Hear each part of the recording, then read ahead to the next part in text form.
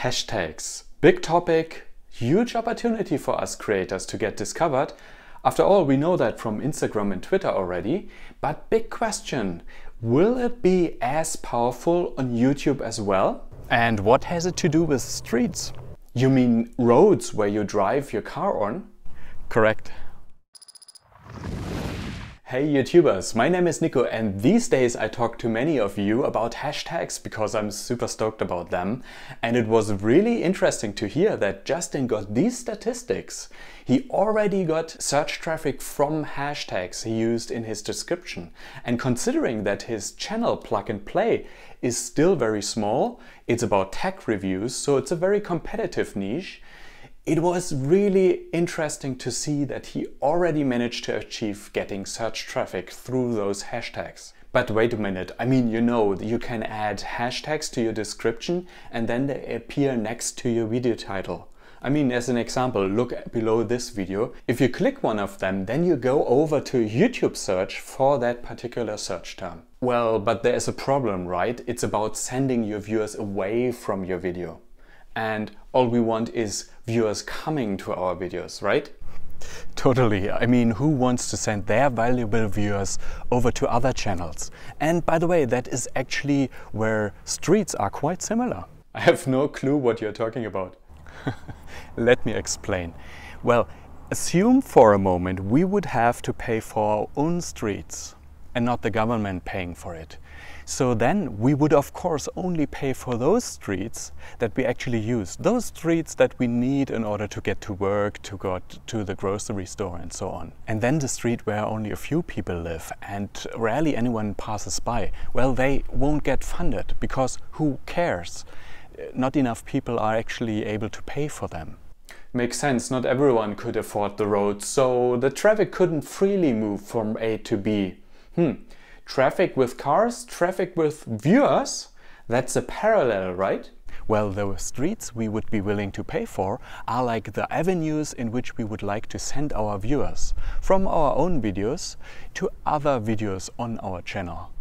And the streets that we wouldn't get funded this way because everyone is only interested in funding what they really need is those avenues in which viewers go to other channels. I mean, on YouTube, we couldn't fund the avenue of bringing people from other channels to our channels. We only can influence how we send viewers, right? And we are not interested in sending viewers to other channels, but we are interested in getting viewers from other channels. Alright, that means we can only hope that other creators use the same hashtags as we do, and this way they send their viewers our way. But I doubt that it is actually their strategy to do that. Absolutely, so this system doesn't work, and streets wouldn't work as well if we would only fund our own streets we are interested in. Infrastructure in general is something that the government has to do. I mean, who else would be able to fund infrastructure projects that are for the common good? Oh, I see where you are going with that. You got it. YouTube is like the government. They are the ones who need to fund the avenues where viewers go from one channel to another channel. Oh yes, and YouTube is actually doing that. Did you ever do a search for a hashtag before? Have a look at the search results here. This is not the usual search results. It's in this case, at first you have up to 3 videos that are like always the search results, the relevant videos. And then below that, you have a section where the latest videos are shown. And this is actually the way how YouTube facilitates that viewers discover other channels through those hashtags. That is actually the point of funding all the streets, all the ways how traffic on YouTube can move. Yeah, the most important part, sending people from one channel to the other, that is something that YouTube has to do, has to facilitate. And because they have this special search result page for hashtags, it is actually starting to work. That is actually what happened for Justin on his channel. He is a small channel, so most likely those viewers who found his video through those hashtags saw his video in the latest video section and clicked on it. That is most likely what has happened to the viewers who Justin got to his video, and that is YouTube's way to make hashtags that powerful as we hope they are. That is YouTube's way to make them the way people discover our videos. But wait a minute, we also have to look at through the eyes of the viewers. And did you check out those search results before?